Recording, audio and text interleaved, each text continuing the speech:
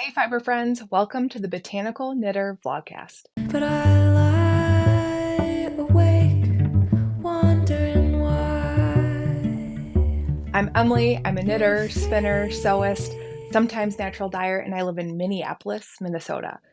You can find me on Instagram as the Botanical Knitter and on Ravelry as Botanical Knitter. Everything I talk about today is going to be listed below, and you can also find more info on my project pages. This is the first full-length vlog that I have sat down and filmed in a very long time.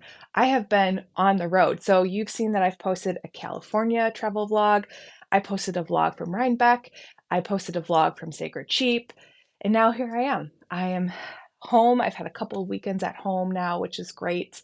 We're doing a ton of progress on our bathroom, which is why I'm here in my crafting / guest room, because the tub is in where I usually film. It's chaos, it's loud. I'm just here. Plus, this was incentive for me to tidy up this space. Believe it or not, this is tidied up.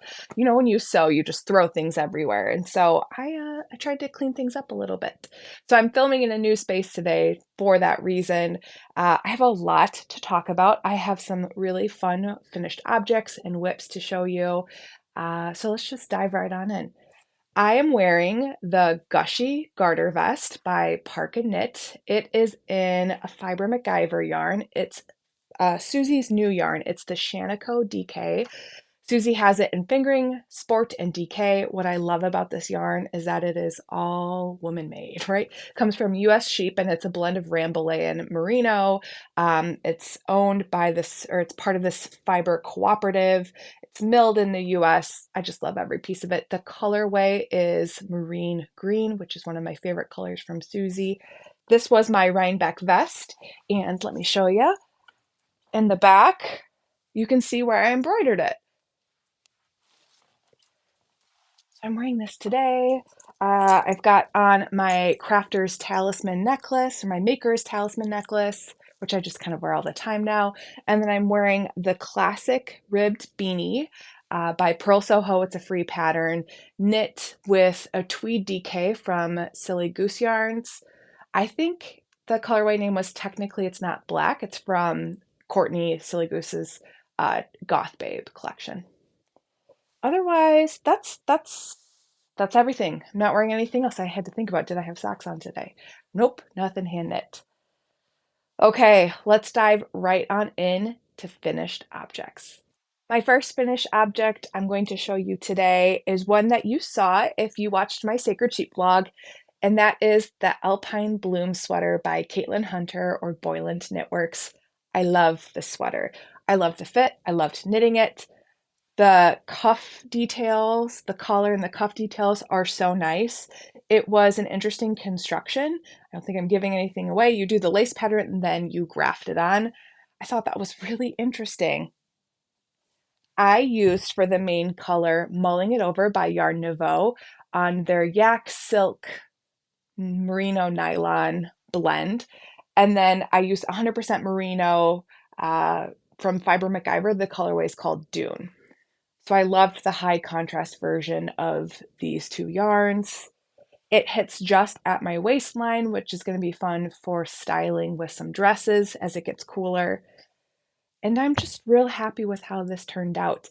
I didn't do any modifications. I knit a size 4. And I'm pretty happy with my colorwork tension too. Would recommend this one. Had no sizing issues. This one fit and knit true to size.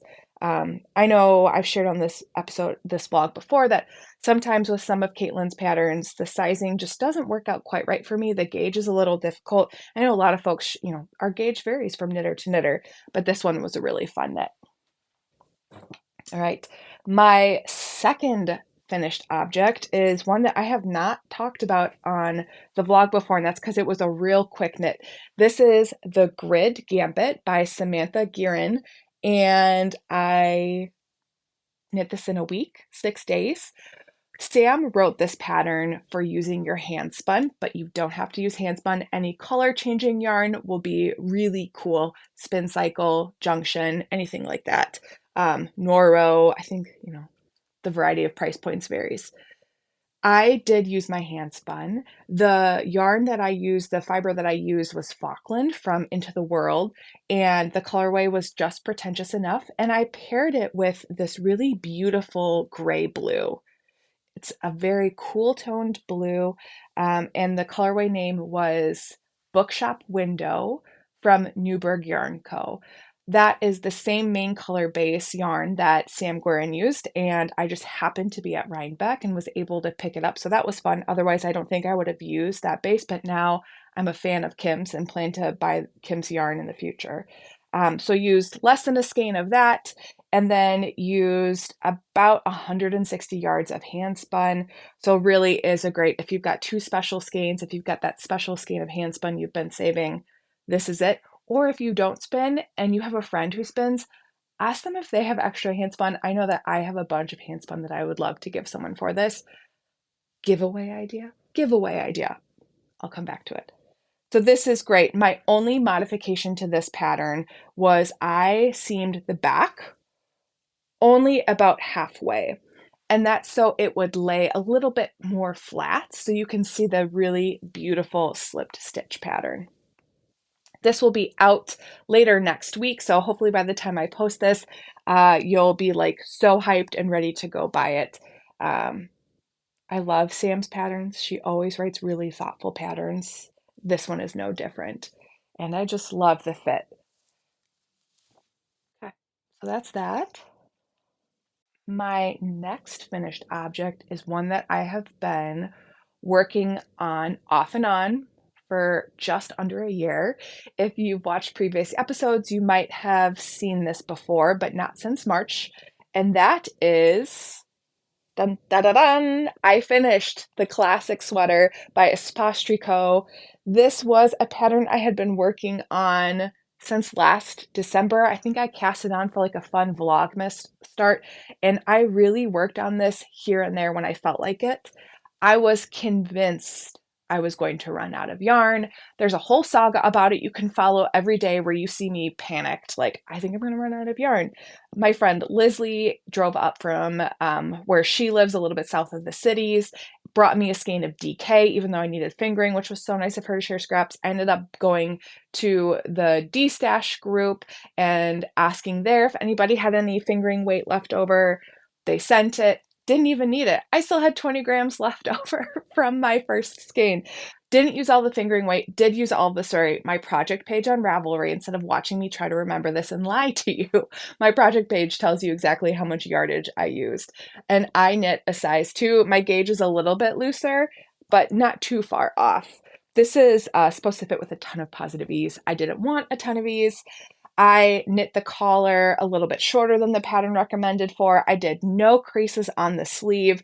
It fits right at my wrist bone for some bracelet-ish length sleeves, which I really like. And then I did modify the split hem. I knit the front to 3 inches and I knit the back to 5 inches. So it is a beautiful, beautiful sweater. I've worn it twice and I finished it last weekend.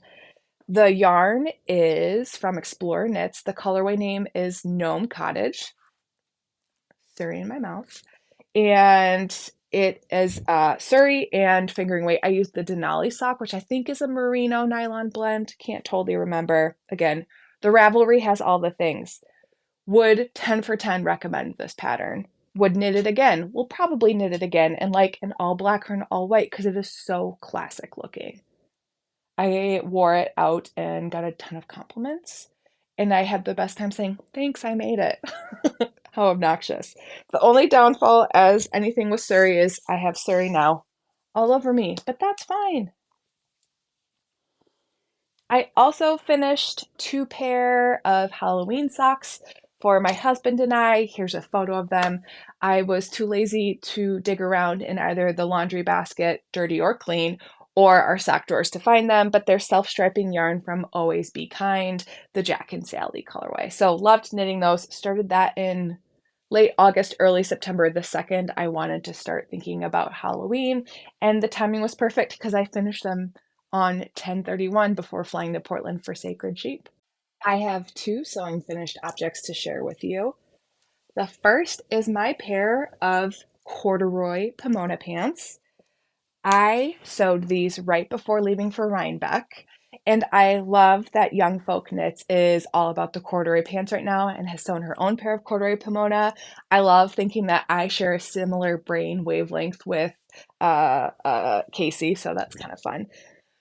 So these were a pretty hacked pattern of the Pomona pants. The Pomona pant, you just knit or you cut out two big pieces and then you sew up the inside seam and that creates the leg, which means you don't get front full pockets. You can add on patch pockets to the back, which is what I did here. But I modified it by adding big pockets in the front. Let's see. Here's my hand, which was really nice. My phone can easily fit there. So I've got the two pockets in the front. I've got two pockets in the back, two pockets in the front. Love a pocket apparently. I think I sewed a size 14, followed everything else except I did cut out about an inch for my inseam. I hadn't sewn with corduroy before, and for whatever reason, thought it was going to be really difficult. It is not. It is easy. It isn't as messy as linen. So I will definitely be sewing with corduroy again. Young Folk Knits and a couple of others are doing sew along. They're doing chanterelle corduroy pants. I've heard some really good things about the chanterelle pattern, so I might jump in. But as you can see, I have plenty of fabric right there that you can't see that I need to use. So maybe I'll wait a little bit and keep sewing down my stash. How boring of me. And then my next sewing finished object is another Hinterland dress. This one I use out of linen that I picked up from SR Harris, which is a fabric outlet near the Twin Cities. I did the 3/4 length sleeve. This was my first time doing longer sleeves. It's a little messy. Like I didn't do the best job with the sleeve. I also kind of rushed to finish this for Portland so I could have an outfit in Portland. I don't know why I did that to myself. The linen is a little tricky where it is woven more, like a looser weave stretches out. So along the seam lines, it is starting to pull a bit. So I threw it down here thinking that I should mend it. It feels like, yeah, you can see here the seams are pulling apart. So I'm going to have to go through and maybe do one more kind of stitch line to add a little bit more stability where there's extra wear and extra pulling. But otherwise, I really loved the fit of this. I kept it the typical length. I didn't shorten it. It has pockets. I just think it's a classic fall dress. Somebody came up to me at Sacred Sheep and they're like, "Where did you get that dress?" And I was like, "I made it." It's the best feeling. All right, that's my sewing. I only have two whips to share with you today, and they're not. I am at the point in knitting where I've cast off a bunch of things and I'm waiting to cast on gift knits. And so I'm in this kind of limbo area of lots of knitting versus doing lots of sewing versus working on the bathroom. So two whips to share. The first is my Midland Cardi by Laura Penrose. This is a test knit that is due in January. Don't worry, I'll be just fine, I think. And it is a garter cardigan, and it has a really cool construction, kind of knit sideways. I picked up this yarn from, oh, I can't remember the farm. I'm going to put it right here. You can read it at Rhinebeck, and it is a beautiful CVM yarn, natural color. I'm having a hard time getting the row gauge. My stitch gauge is right on, but the row gauge is a little longer. So I'm going to go down a needle size because for this pattern and the way it's being knit, the row gauge is more important than the stitch gauge, or so I'm told. So I've read. So this is just the first swatch that I did. I'm going to rip it out, go down a needle size to a US 5, but I'm going to wait to keep going on this because I have one more test knit that I need to finish first. And that is the Biscuit Slipover by Busy Bee Knits, Bridget. I have showed this, I think, on one episode before, talked about it. Since I last filmed, I did finish the front. So here's the front. And I am 3/4 the way through the back. It is a beautiful brioche, one colored project.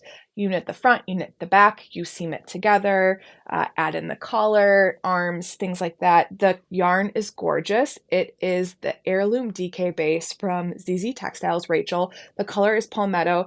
It's a BFL alpaca blend, I think. It's got a lot of halo to it. That alpaca makes it really soft. I really like it. The color's yummy.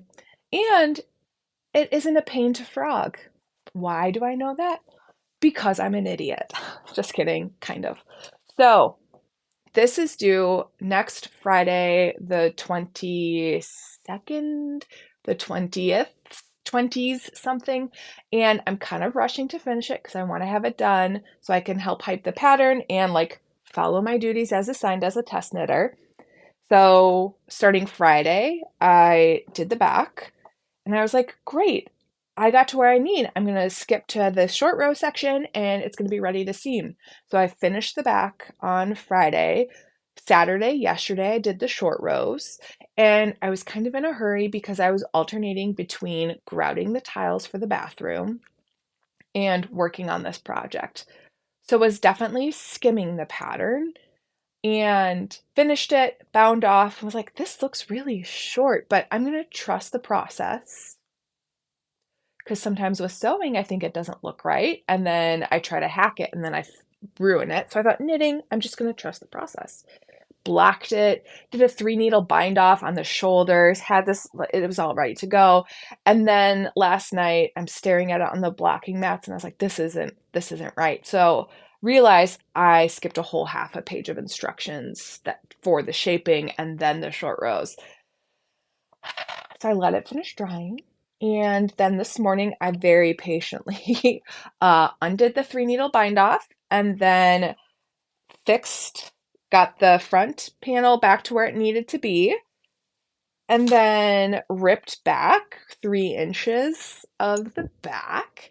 And later today, I'm going to work on doing the underarm shaping and short rows and all the other really beautiful things that go into making this a beautiful pattern. But I'm so irritated with myself. So learn from me, my friends. Don't skim a pattern. Read the pattern. It's not that hard. The fun thing about this yarn, besides the fact that it's green and I love green, is that it actually really matches the tile that I'm putting in the bathroom. And it's kind of fun to be working on tiles and yarn that looks the same. I very clearly have a favorite color, and it is all shades of green. So this pattern will be out soon. It's actually right around the same release time as the Grid Gambit from Samantha Guerin. I am just really enjoying brioche. This was my first project doing 1-color brioche. I've only ever done 2-color brioche. So it's been really interesting to learn that process. And if you're scared of brioche, please don't be. You can do it. This pattern that Bridget has made is really thoughtful. She links to videos throughout the process, uses really common language. It really is, it's a long pattern in that she really step by step walks you through it. So would recommend, and hopefully the next episode you'll see me wearing it because I have 500 outfits in mind already. It's going to be kind of a capped sleeve slip over and I think it's going to look super cute. I wanted to show you my Halloween countdown box that I purchased from Sam at Lavender Loon. It is The Shining themed. One of my favorite movies and books of all time. And it was a 13-day with a full skein, day 31. And the names were perfect. I'm not going to show you all of them, but it came in this really cute packaging. Here's some of the minis.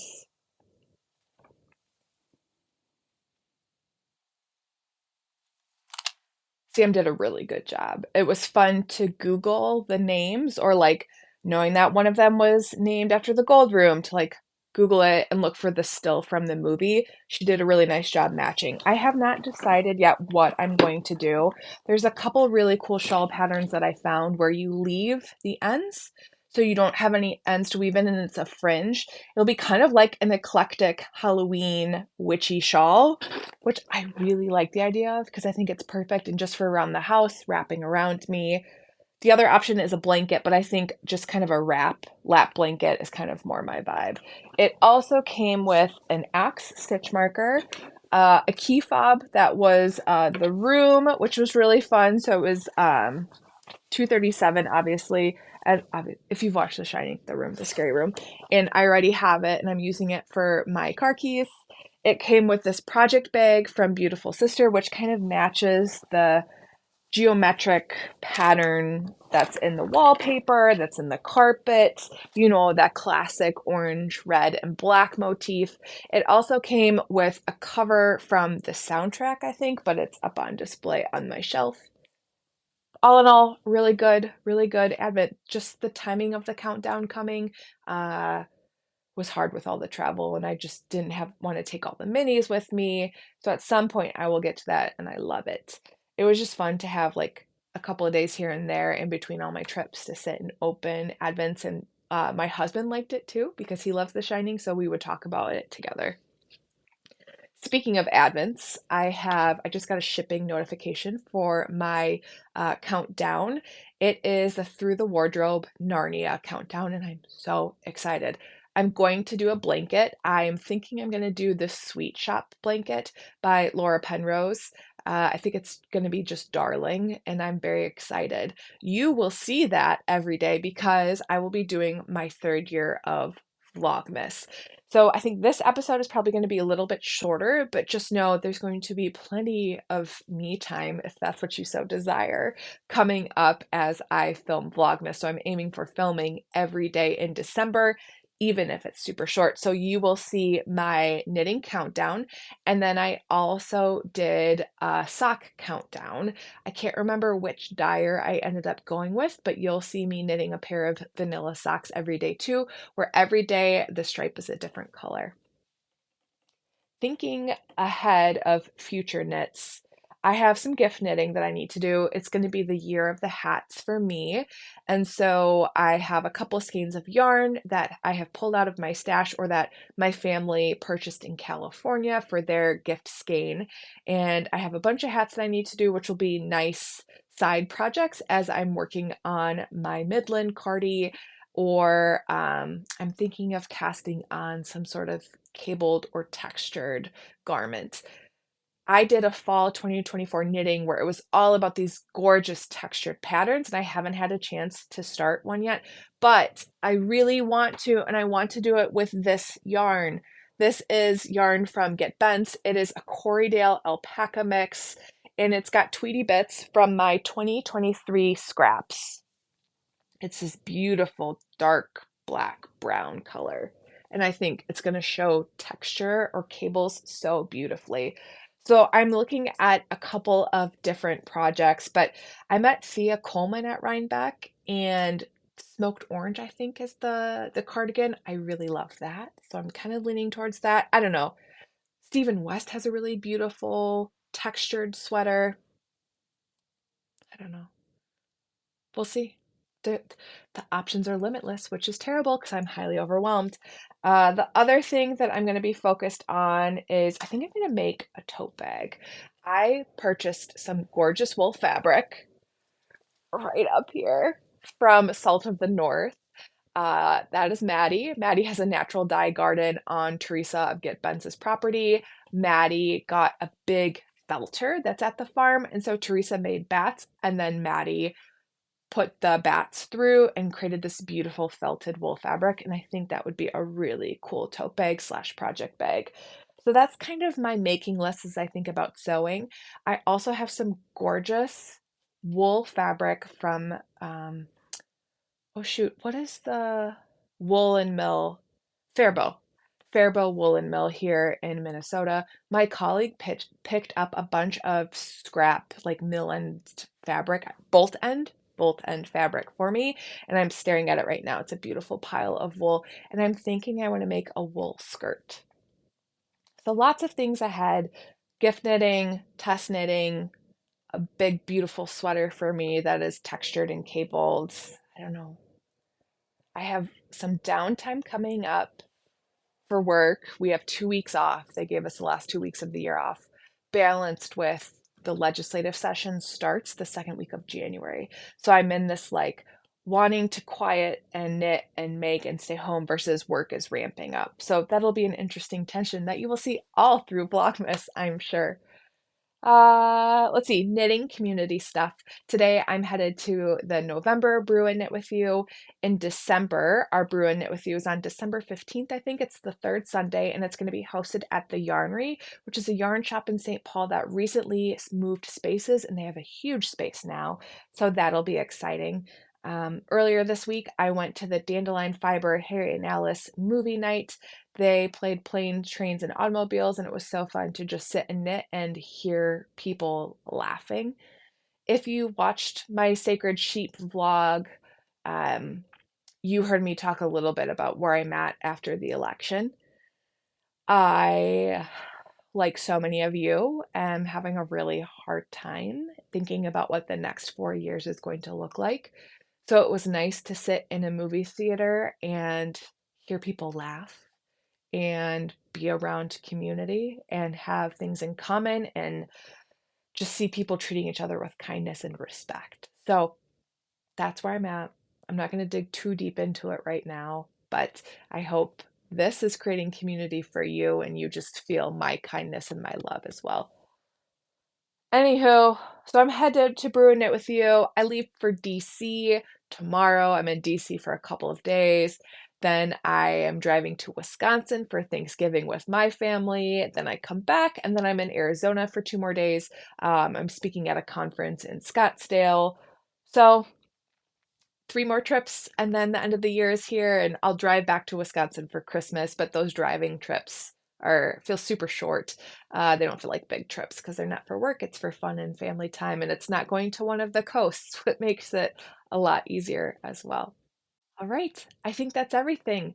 I'll throw in some vlog footage from movie night, Brew and Knit with You. I went to a winter market a couple weeks ago, or a textile market in Rochester, and so I have some footage from that. I'll throw in some footage of the bathroom just so you can kind of see what my life has been like in between all of the fiber travels.